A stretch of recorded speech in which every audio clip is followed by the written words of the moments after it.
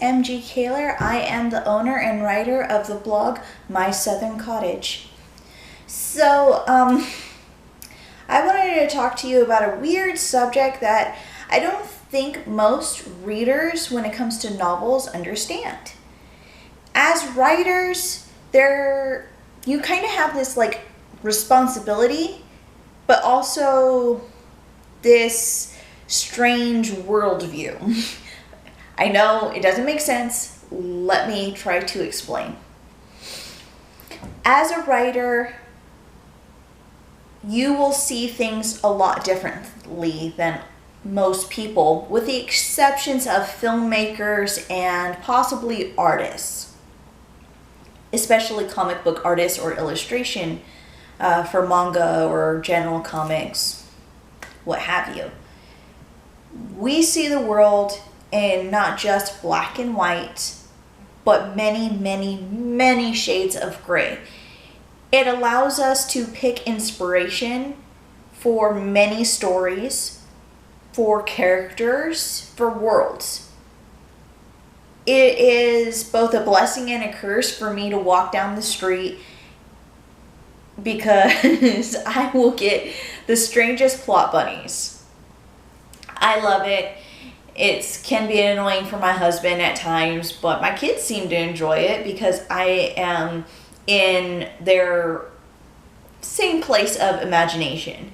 Me and my oldest, we both will go off in our own little tangents and make stories as we're walking through towns or while we're driving. The youngest one, she's just getting there with her vocabulary, so I give it another year or two and she'll be doing the same thing with us. I have done a lot of research in my time as a writer.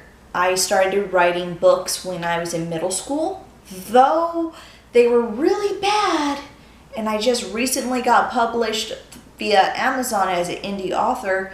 I've done a lot of research for books. I have studied the Crusades, I have studied religions, I have studied mythologies. I have gone through modern history. I have gone in depth into the rabbit hole that is World War I and World War II to find out the motivations of certain politicians, of nations. And I will tell you that I have an encyclopedia Jeopardy style mind when it comes to military trivia because of that. It annoys a lot of people, but I kind of like it. I'm a nerd. Live with it. Because of all of the research I've done, I have seen the past, and I am fearful for the future. There's the saying of, if you do not learn from the past, you are doomed to repeat it. And I feel right now that we are repeating history, and it scares me. This is what leads me to writers have a responsibility. Writers can either offer hope or make your fear worse. As a writer, I have always wanted to give people hope. I went through some dark times growing up, and if it weren't for the novels that I read, I probably wouldn't be here. There is an escape with certain books that allows people to forget about politics, about the bad things happening, and just turn them back into little kids, to embrace that inner child. All I wanted was to be that type of writer. But now I see that writers also have this responsibility to create social commentary in a way that YouTube can't give or BitChute can't give. It's a commentary that people in the future can look back at and say this writer knew what was happening. And because of this, the book influenced their society. There have been many books, and we read them in school because they helped influence us. They're classics for a reason. Writers give hope. They can also cause fear. 1984, Brave New World, and a plethora of dystopian novels were supposed to be warnings, not instruction manuals. And that is what I mean by fear. It was supposed to be a warning, this is what will happen. Here we are living in a weird mixture of Brave New World and 1984. And to be honest, it kind of scares me.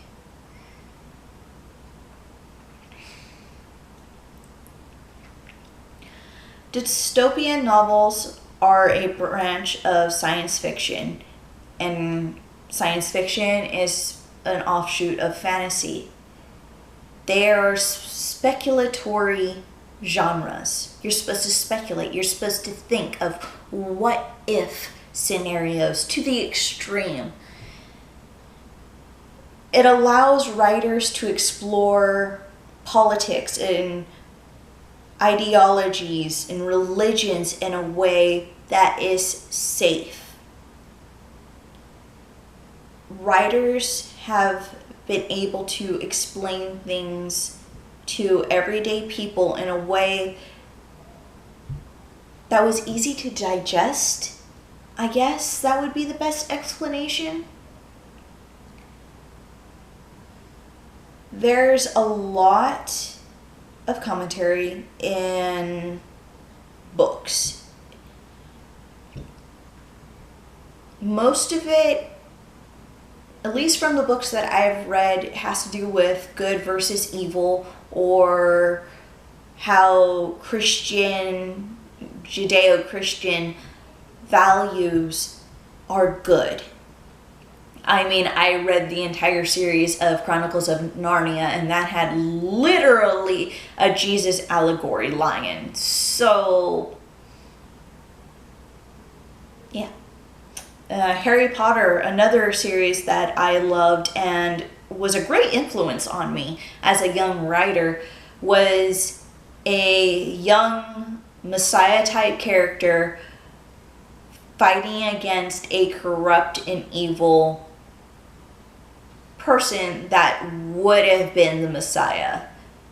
So a Christ-like figure and an anti-Christ-like figure fighting for the world. I grew up reading those types of things, and the commentary in it was something you would find in ancient myths. And as writers, you are creating the mythos for this generation. You are creating something that generations after us will look back and say, this person could see things. That is your responsibility as a writer. Good things or bad things, you are the pillar of society, just like teachers and police officers and military and politicians. Without the creative and the practical, society will be boring and crumble. I tend to avoid the darker side of novels. I like paranormal romance and fantasy. I like writing happy endings. I like giving young women an idea of tall, dark, and handsome, because that's what I liked reading when I was younger. I liked reading that when I was a teenager, and I definitely liked it. I liked reading it before I got married. I enjoy those types of books. I'm too compassionate and empathetic to really go hard into the darker themes because I upset myself. Why would I upset myself writing something? I just won't. Preptober starts on October 1st, and Preptober leads into NaNoWriMo. I will be writing my first dystopian political thriller type of book. I'm scared and I'm nervous, but I have a story to tell and I want to be able to express it. I want to share my worries and my fears in a way that isn't going to be taken down on Facebook or YouTube or Instagram or Twitter. I want to be able to share my feelings with other people so they feel validated. As Preptober starts, I will be doing more videos about my writing process, my world building, and I just wanted to explain that writers need to know politics. They need to understand politics, especially if you are wanting to do political thrillers or military books or dystopian. Even sci-fi and fantasy will need you to understand the basics of economics and geopolitical theories. Your fears and biases will be in your books. Don't be ashamed of it. Don't try to hide it. You need to tell your story. You need to tell your fears and your hopes. Don't lecture your readers, but let them see it. Let them see how vulnerable you are.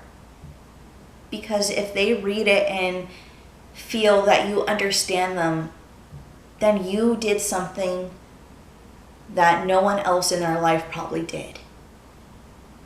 That is the importance of writers. So, sorry about this little ranty, nonsensical little video, but I just wanted to share that writers in politics have to walk a very, very, very tight, very wobbly tightrope. It's a balancing act, and I just wanted to put my 2 cents out there about it.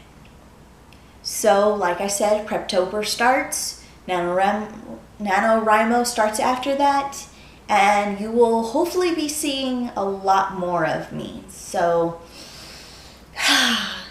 here it goes, trying to start this YouTube stuff all over again. Well, anyways, I just wanted to make this little video.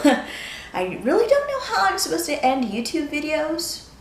So, keep writing, my darklings, I guess. Bye.